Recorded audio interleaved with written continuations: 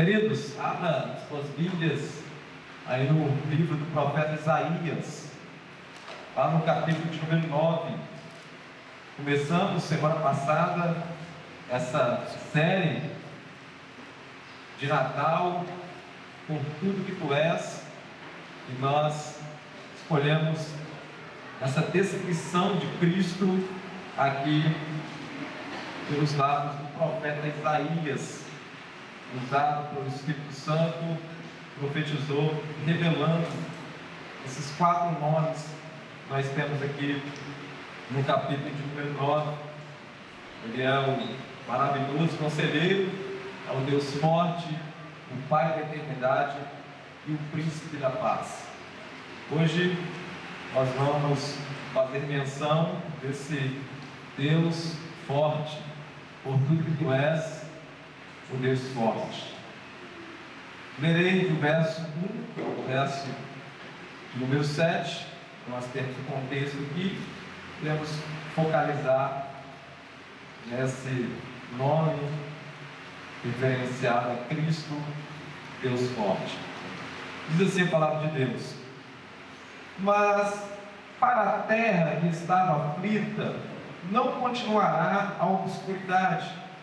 Deus, nos primeiros tempos, tornou desprezível a terra de Zebulon e a terra de Naftali, mas nos últimos tornará glorioso o caminho do mar, além do Jordão, Galiléia dos gentios. O povo que andava em trevas viu grande luz, e aos que viviam na região da sombra da morte, resplandeceu-lhes a luz. Tens multiplicado este povo a alegria e aumentaste. Alegram-se eles diante de ti, como se alegram na ceifa e como exultam quando repartes os despojos. Porque tu quebraste o jugo que pesava sobre eles, a vara que lhes feria os ombros e o cetro do seu opressor, como no dia dos medianitas. Porque toda a porta com que anda o guerreiro, o tumulto da batalha, e toda veste revolvida em sangue serão queimadas, servirão de pasto ao fogo. Porque um menino nos nasceu, um filho se nos deu, o governo está sobre os seus ombros. O governo está sobre os seus ombros. E o seu nome será Maravilhoso Conselheiro, Deus Forte, Pai da Eternidade, Príncipe da Paz. Para que aumente o seu governo e venha paz sem fim sobre o trono de Davi e sobre o seu reino, para o estabelecer e o firmar mediante o juízo e a justiça, desde agora e para sempre. O selo do Senhor dos Exércitos fará isso. Pai, mais uma vez, diante da tua palavra, nos quedamos. A nossa expectativa é que o Senhor fale ao nosso coração de forma transformadora. E o Espírito Santo possa nos usar, Pai, nesta manhã, a ouvir, não só ouvir a tua palavra, mas nos mover, Deus, em direção aonde nós temos ordenado a nos mover. Faça isso, Deus, em nome de Jesus. Amém. Queridos, Natal está chegando. Quem não sabe, Natal está chegando. Vocês devem ter observado porque as cidades estão bonitas, estão iluminadas. Eu sou um apreciador dessas decorações, dessas luzes que tomam conta da cidade. Quem já teve a oportunidade aqui de ir ali na Praça da Liberdade? Quem já foi? Pois é, eu não fui ainda, vocês estão na minha frente. Mas tomei conhecimento de um fato que aconteceu lá. A inauguração foi no último dia 2 de dezembro agora. E um desses influenciadores da internet teve a brilhante ideia de, no dia 1º, um dia antes da inauguração da praça, fazer ali uma brincadeira, incentivar o pessoal aglomerar a praça numa brincadeira chamada Caça de Tesouro. Foi colocado alguns envelopes lá de R$1.000 e atraiu uma multidão para aquela praça. Isso na sexta-feira à noite, dia 1º de dezembro. Aquilo virou um tumulto. E naquele negócio todo, algumas coisas foram quebradas e deixaram uma caixa lá de energia aberta. Choveu de madrugada. Moral da história: no dia 2 de dezembro, dia da inauguração, metade das lâmpadas estavam queimadas. A prefeitura já tinha feito uma mobilização, a expectativa, eu acho que foi o maior número de pessoas presentes lá nessa inauguração, tinha feito uma mobilização especial, e amanhece metade das lâmpadas queimadas.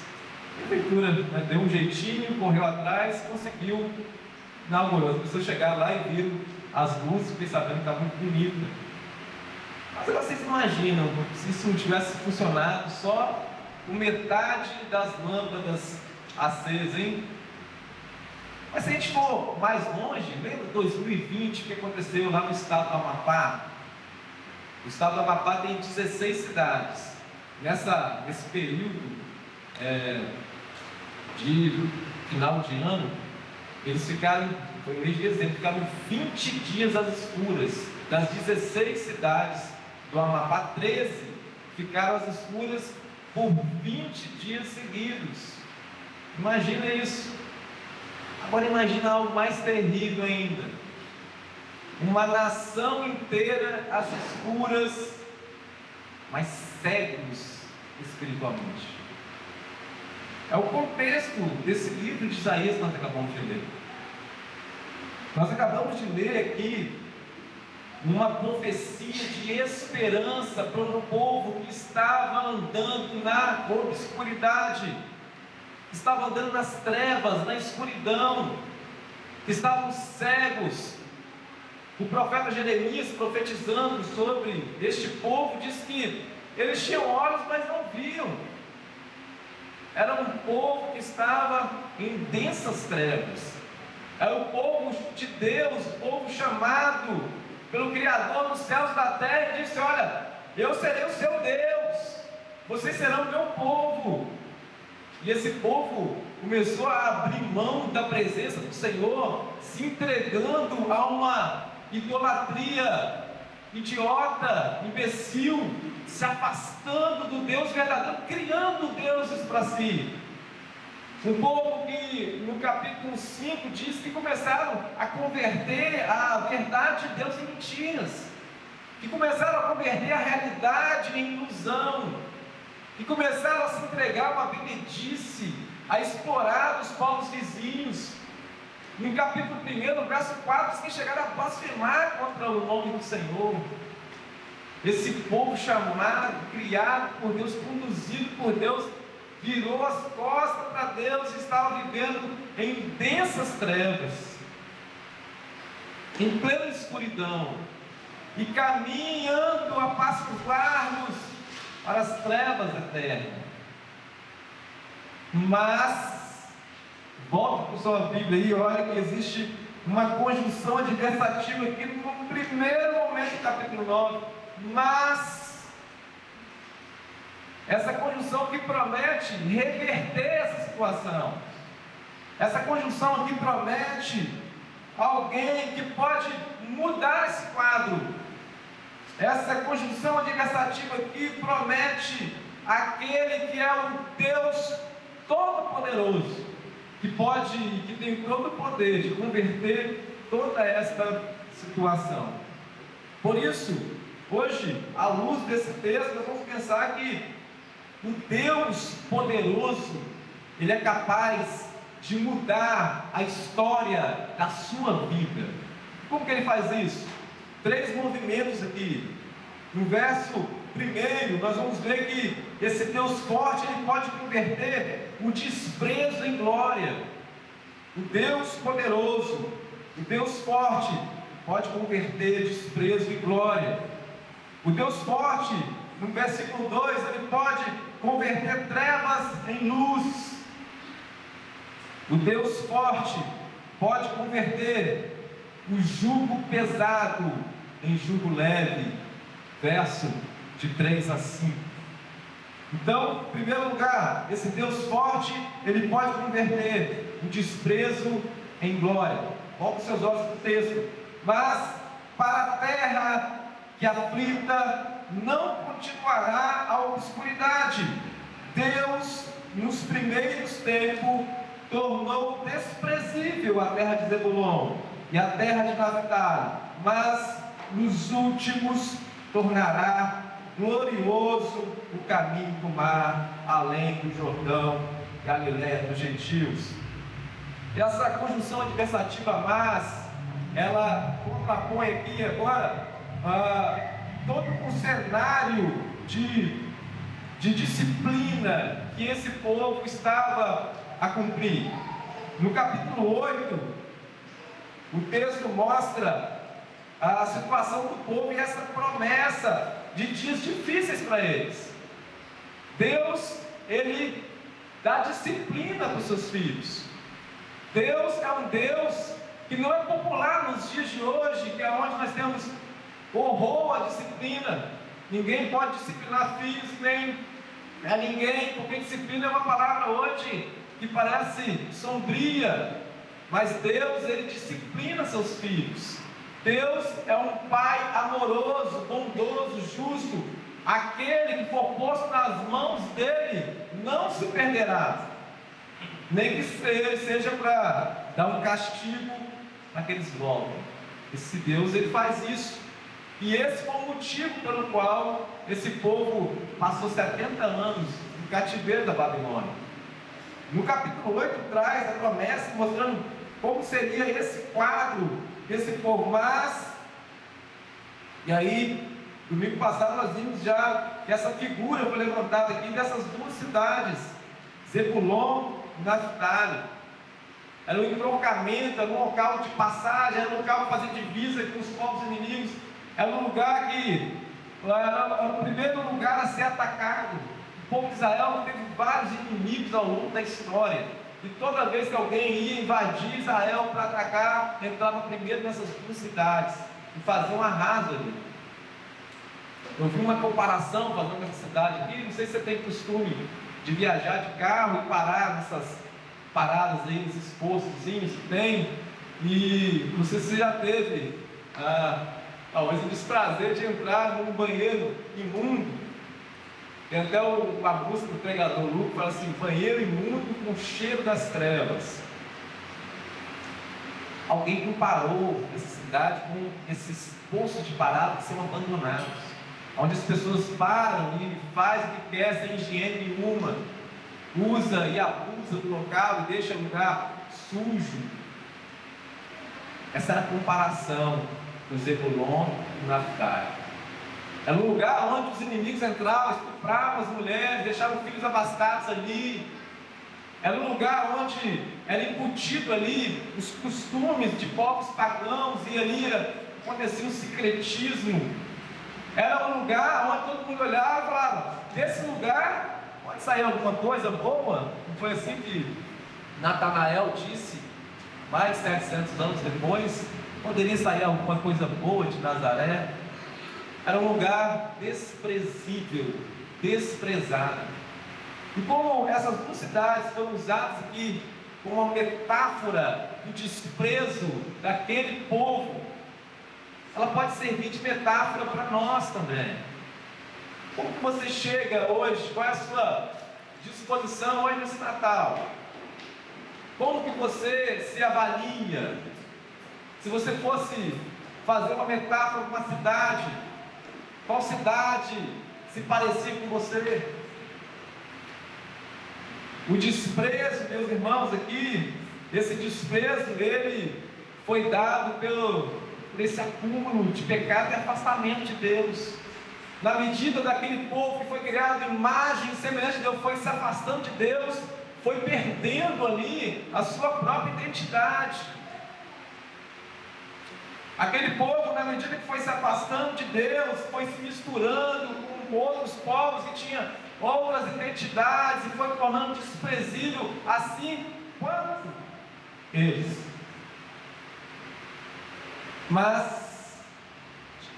Mas esse mesmo povo, nos últimos, tornará glorioso o caminho do mar, além do Jordão, Galileia dos gentios. E essa promessa se cumpriu um pouco mais de 700 anos depois. Evangelho de Mateus, capítulo 4, do verso 13 a 25, diz assim: e deixando Nazaré, foi morar em Cafarnaum, situada à beira-mar, nos confins de Zebulon e Naftali, para que se cumprisse o que fora dito por intermédio do profeta Isaías: terra de Zebulon, terra de Naftali, caminho do mar, além do Jordão, Galileia dos gentios. O povo que jazia em trevas viu grande luz, e aos que viviam na região e sombra da morte, resplandeceu a luz. Essa promessa se cumpriu em Cristo Jesus.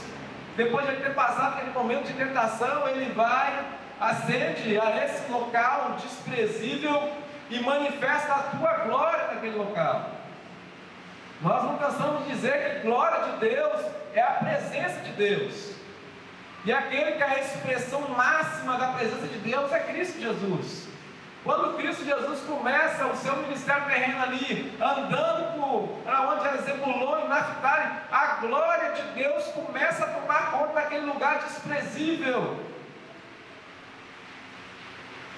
E essa mensagem de Natal para você, se você está longe da presença do Senhor, se você louva a Deus hoje com lábios, mas seu coração está distante de Deus, está vivendo uma vida desprezível, Deus pode converter essa situação. A glória de Deus pode brilhar na sua vida. Você pode receber a identidade direta do Criador, daquele que te criou para essa imagem e semelhança de Deus. No Evangelho de João, capítulo 1, verso 46, nós vemos aquela fala de Natanael: de Nazaré pode sair alguma coisa boa? Respondeu Filipe: vem ver. Talvez hoje você é alvo dessas insinuações. Talvez pessoas olhem para você e falem assim: não vai dar nada, dessa família não vai sair nada de bom, desse bairro não sai nada de bom, com essa condição social não sai nada de bom. Mas talvez você também tenha acompanhado Jesus de longe e tenha pensado assim: pode sair alguma coisa boa de Nazaré? Será que de fato esse menino que nasceu, de fato é o Deus forte, pode mudar a minha história? Filipe diz para Natanael: vem ver. É um chamado hoje de Deus para você.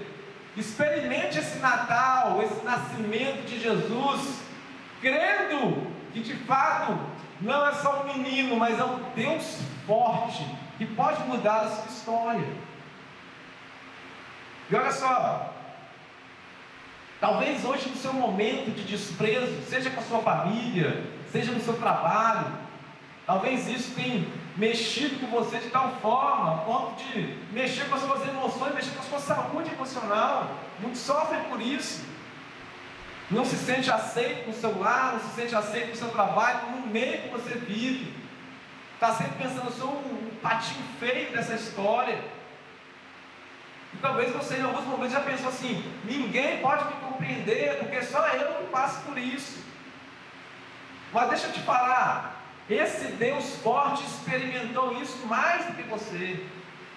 Esse Deus forte chama por conhecimento, por poder, mas por experiência também. O próprio Isaías, descrevendo no capítulo 53, diz que ele, no verso 3, ele foi o mais desprezado de todos os homens. O mais desprezado de todos os homens. Sabe para quê? Para devolver para você uma identidade, para devolver você uma condição pela qual você foi nascido, para ser imagem e semelhança de Deus, para espelhar em você a glória de Deus, para você não viver mais mendigando a atenção de ninguém, a aceitação de ninguém, e entendendo quem você é, e vivendo para a glória de Deus, e vivendo o seu propósito firme, apesar das críticas e dos ataques. Esse Natal, ele pode vir aí para transformar a condição da firmeza da sua identidade. Ele foi desprezado para que você fosse aceito pelos sábios. Você é aceito do Pai em Cristo Jesus. Em Cristo Jesus você é amparado.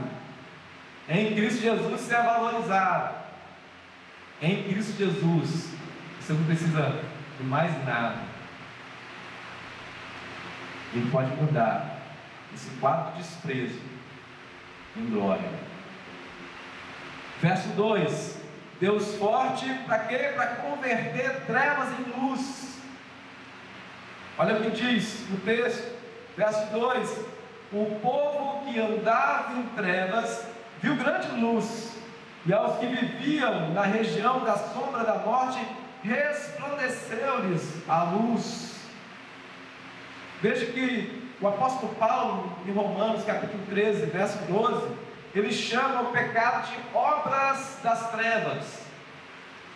Essa obscuridade que estava em volta desse povo era uma entrega ao pecado.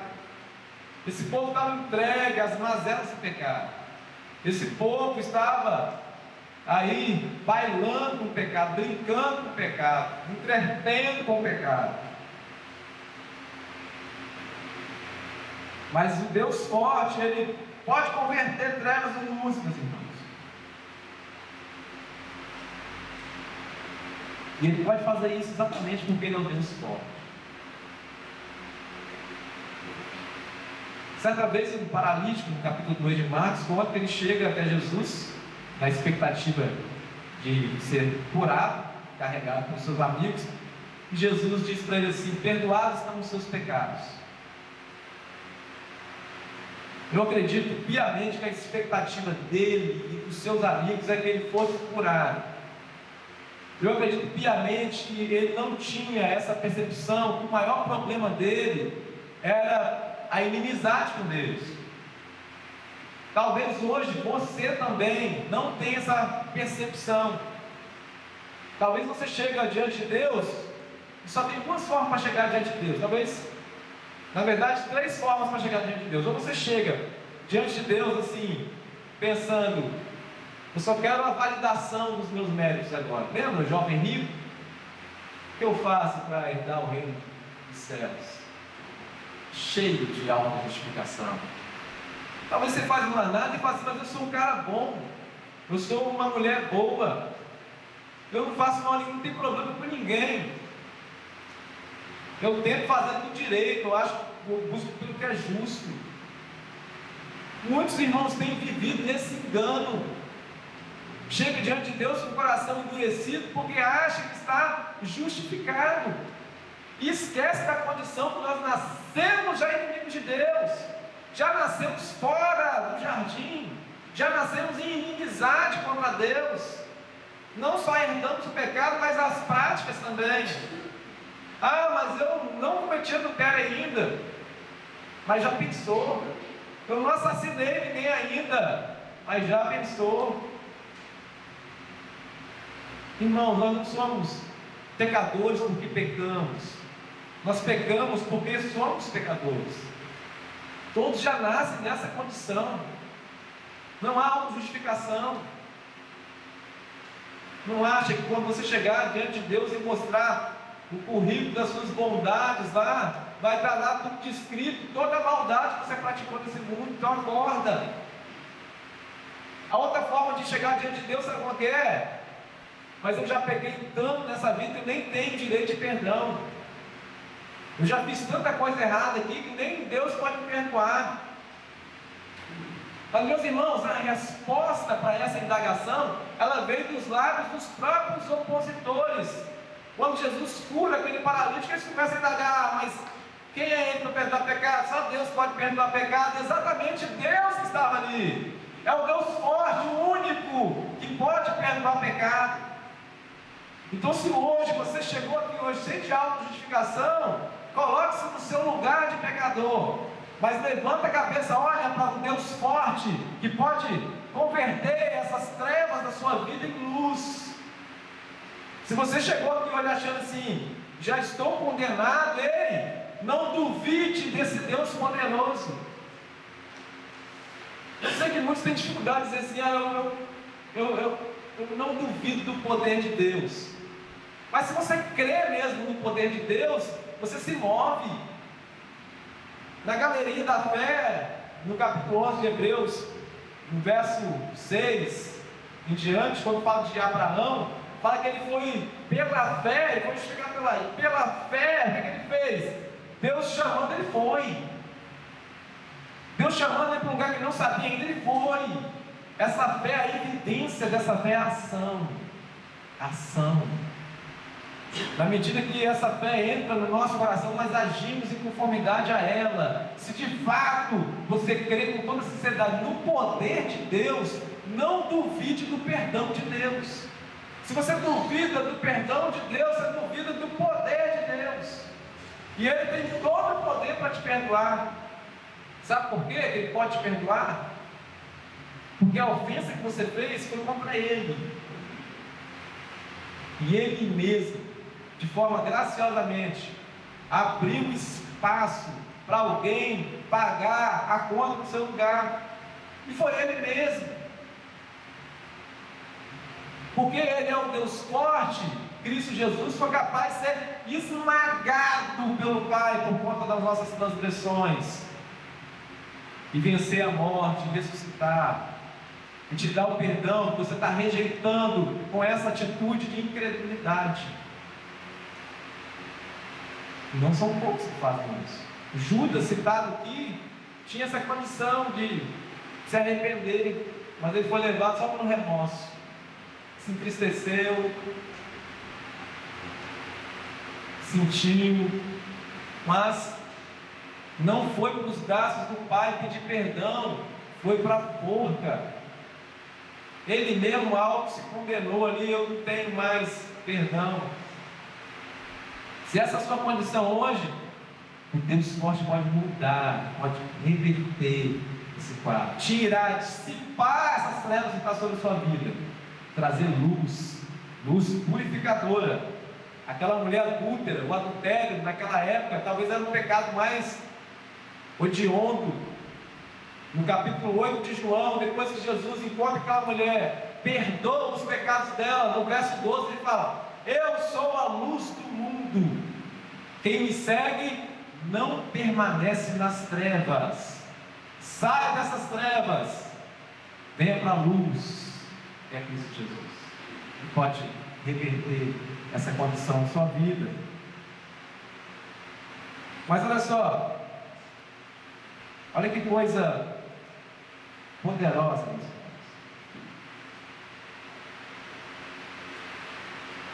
Na primeira de Pedro, no capítulo 2, verso 9, fala: vós, porém, sois raça eleita, sacerdócio real, nação santa, povo de propriedade exclusiva de Deus, a fim de proclamar as virtudes de quem? Daquele que vos chamou das trevas para a sua maravilhosa luz.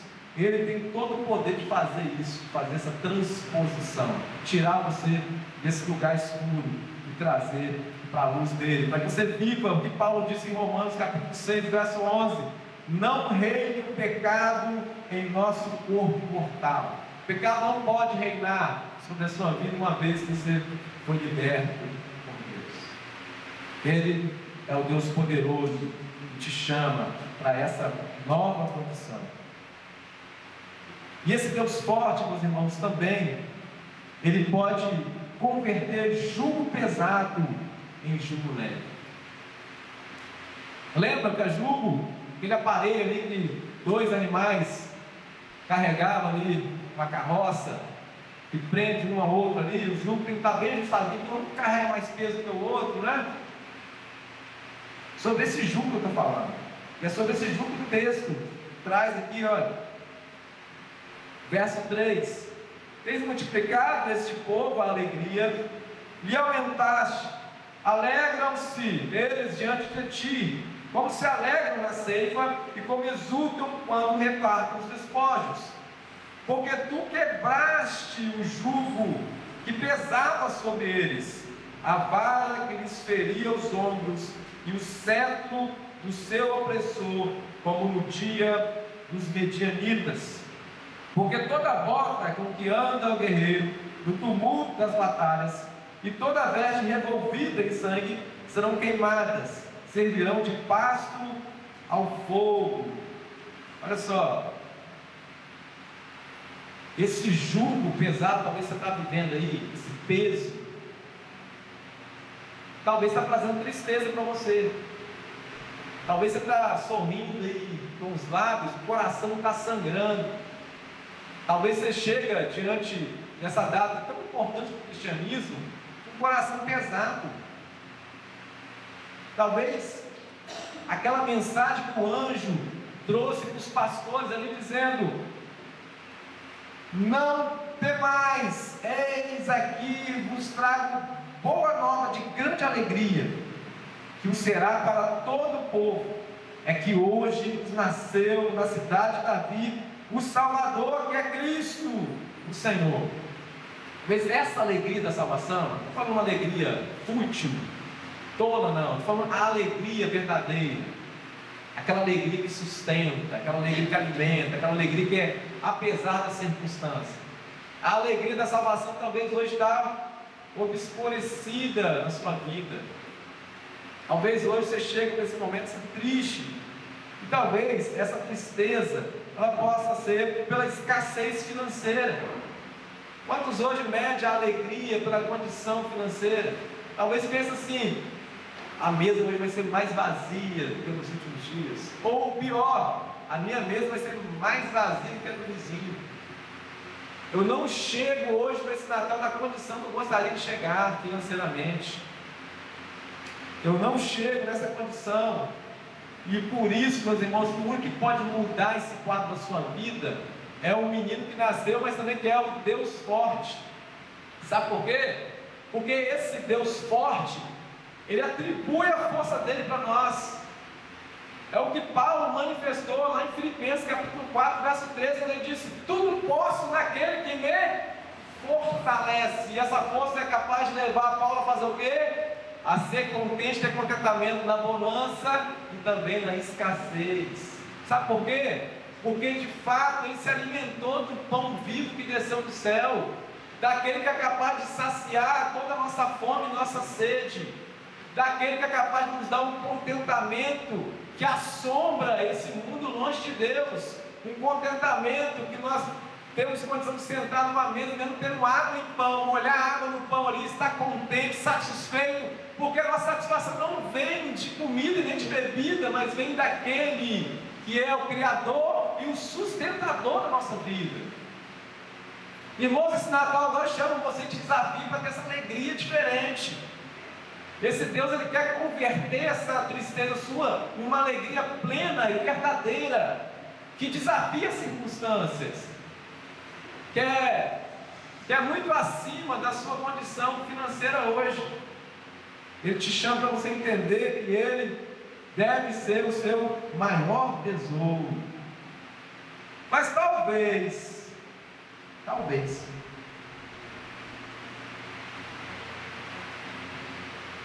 o que te traz tristeza hoje é pela enfermidade que você está atravessando. Talvez você não queria chegar nessa condição de festividade, debilitado fisicamente, emocionalmente. Talvez isso hoje tenha roubado a sua alegria. Talvez a falta de saúde sua ou de um ente querido tenha roubado essa alegria do seu coração. Mas olha, esse Deus forte que inaugurou o cumprimento dessa profecia que tem lá em Mateus capítulo 4, depois de ele ter declarado: olha, eu sou o cumprimento de Isaías 9, ele percorre as cidades, e ele começa a pregar a palavra, e ele começa a atrair enfermos de doenças físicas e mentais, oprimidos, todos eles chegam até ele, e o Deus forte tem poder para curar todos eles. Quem sabe isso pode realimentar a sua esperança hoje, mesmo com diagnóstico foi negativo, ele pode mudar essa história. É aquele que pegou aquela mulher com fluxo de sangue, já tinha tentado com todos os seus recursos, mas o primeiro e único recurso ela deixou por último. Mas pela graça de Deus ela foi alcançada pela cura. Que esse Natal possa realimentar a sua fé e a sua esperança em um Deus que cura. Mas esse Deus, ele é sensacional, sabe por quê? Porque se nós cremos nele, de fato, no poder dele, nós não ficaremos frustrados caso isso não aconteça. Sabe por quê? Paulo nos ensinou isso, meus irmãos. Olha o que ele disse lá na segunda aos Coríntios, capítulo 12, verso 9. Então ele me disse: a minha graça te basta, porque o poder desse Deus forte se aperfeiçoa na fraqueza. De boa vontade, pois mais me gloriarei nas fraquezas, para que sobre mim repouse o poder de Cristo. Confiar nesse Deus forte, meu irmão, é ir além da mudança do quadro da sua saúde, é perceber esse poder dele se manifestando, mesmo no momento de leito, no momento de limitações, de ver a presença dele se manifestando diante da sua fraqueza. É quando você pode reconhecer assim: quando sou fraco, aí que eu sou forte. Você também pode experimentar o poder de Deus, que a graça dele possa bastar para você. Fica satisfeito, que a alegria do Senhor possa ser a sua força neste momento de limitação física, emocional, mental. A glória dele se manifesta e tem poder de converter essa tristeza em alegria. Amém? Mas não só isso. Talvez a sua tristeza hoje seja pela perda de alguém que você ama. Alguém que você pensou assim: a mesa vai ficar vazia, vai ficar um lugar vazio na mesa ali.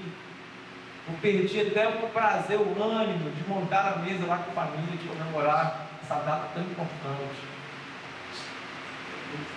Talvez aconteceu alguma coisa nessa data, ou talvez você vai experimentar os primeiros natais aí sem aquela pessoa que você ama.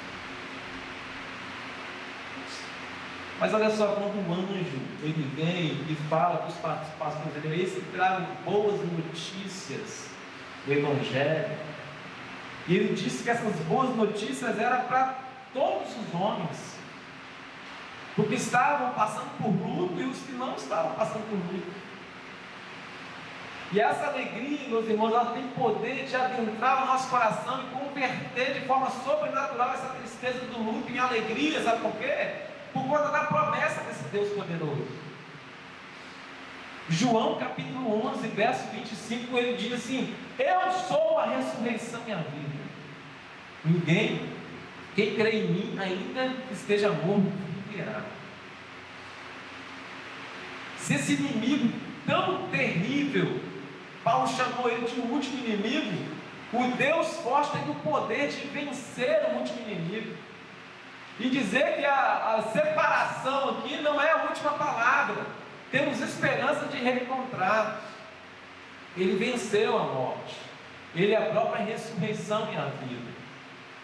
E ele é tão poderoso que no capítulo 14 de João, ele fala assim: eu vou enviar o Espírito Santo para vocês. E ele é o consolador, é aquele que conforta, é aquele que apazigua a guerra do seu coração, é aquele que traz alento para esse movimento, essa inquietação da sua alma.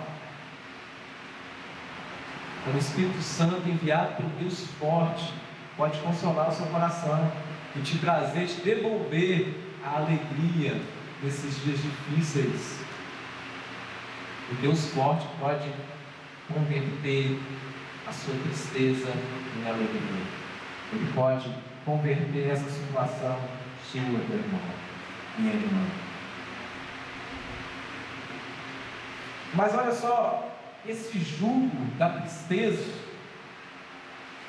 ele também Esse jugo ele traz cansaço.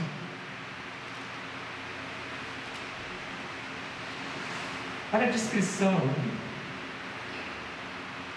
Porque tu quebraste o jugo que pesava sobre eles, a vara que lhes feria os ombros e o cetro do seu opressor, como no dia dos medianitas.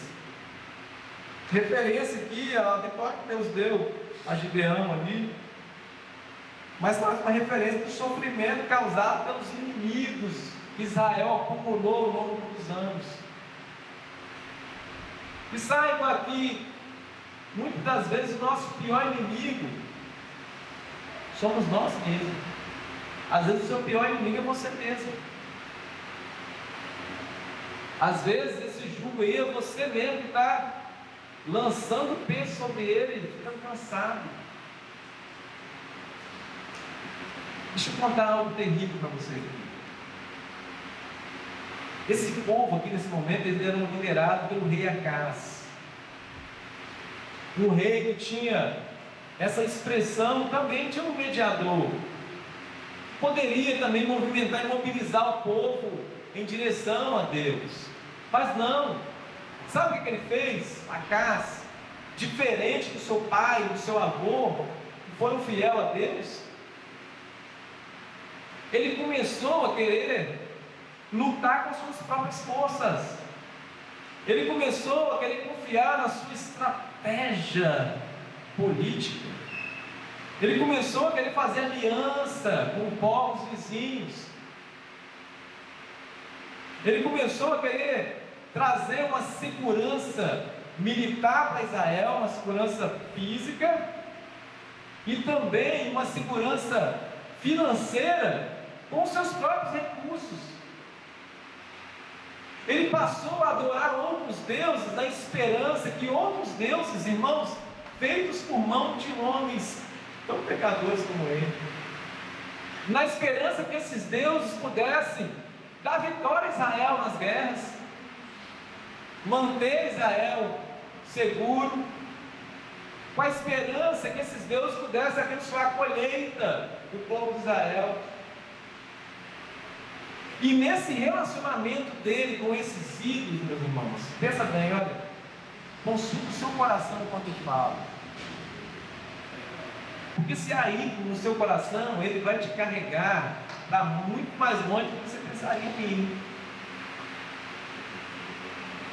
Ele vai cobrar um preço muito maior do que você estava disposto a pagar. Porque nessa loucura de Acaz, nessa idolatria insana, ele foi capaz de sacrificar os próprios filhos, queimou os próprios filhos no altar desse Deus.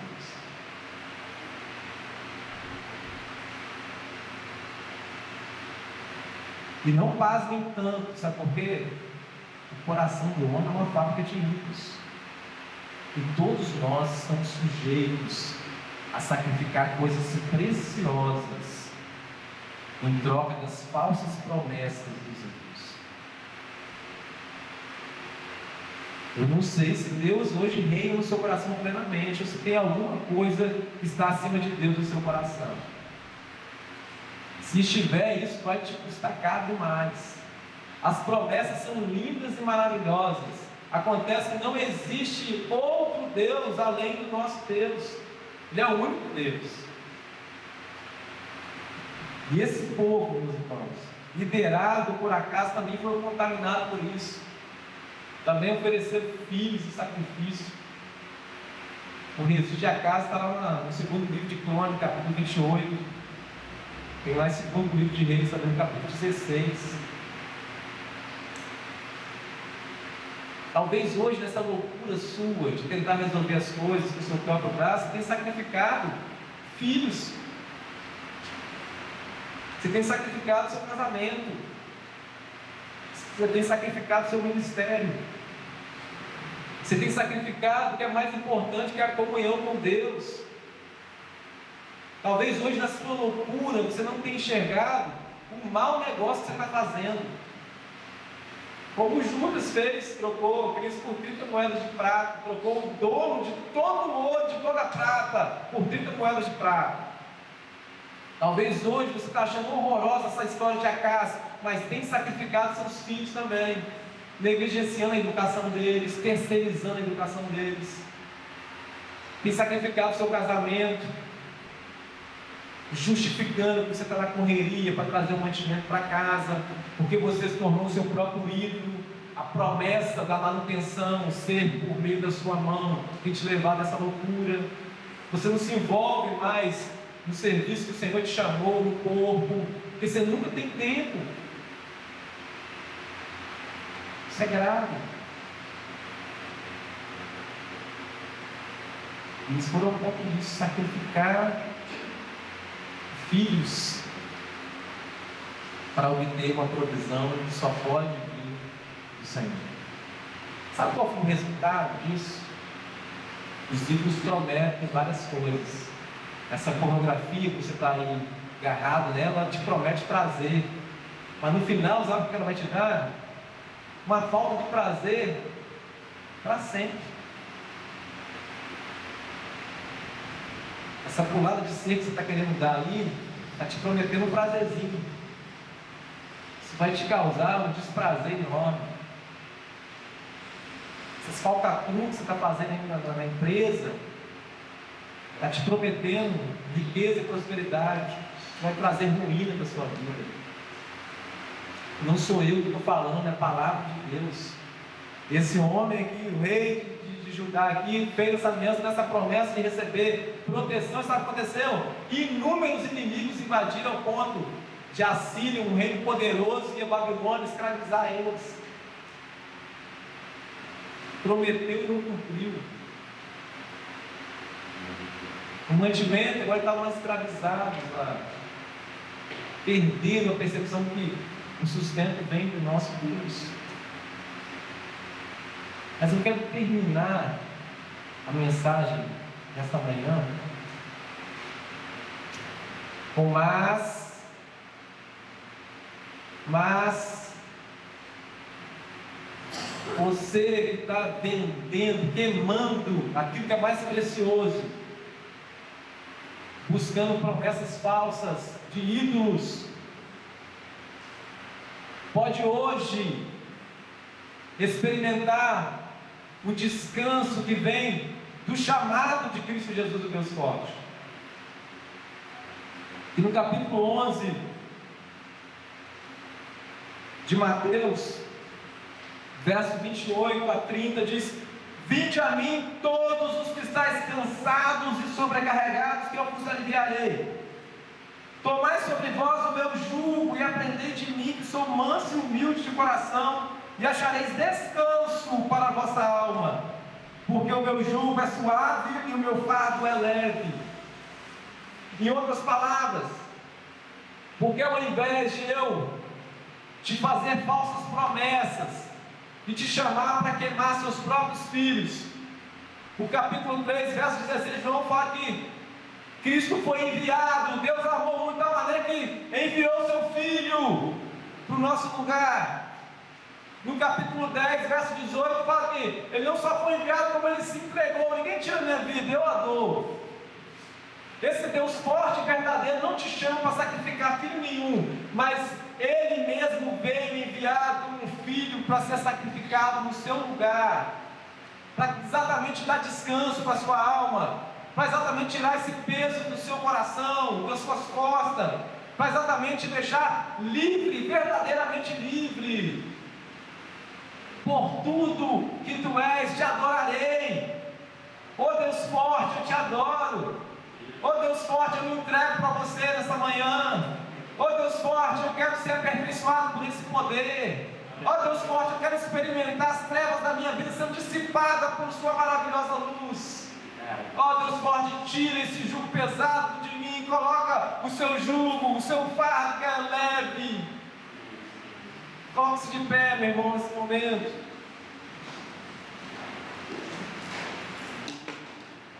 Momento oportuno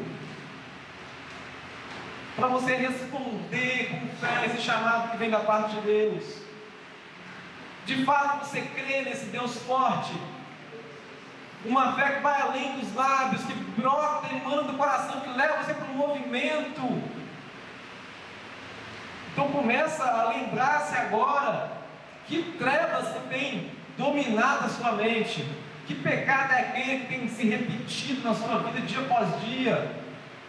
Quais são as tristezas do seu coração que te amarra, que apaga a alegria da salvação da sua vida? Que peso você tem carregado? Por que você está sendo tão sobrecarregado? Analisa aí, está querendo fazer com suas próprias forças? Vinde a mim todos que estáis cansados e sobrecarregados, como o pregador. Vou convidar o pastor Enoque para nos conduzir nessa oração. Feche seus olhos e fala assim, abre o seu coração aí. Identifica quais desses pontos precisam ser convertidos na sua vida hoje. Porque o Deus forte continua atuante.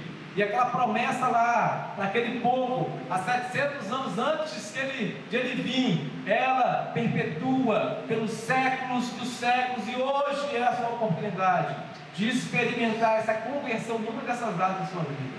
Feche seus olhos, abra seu coração.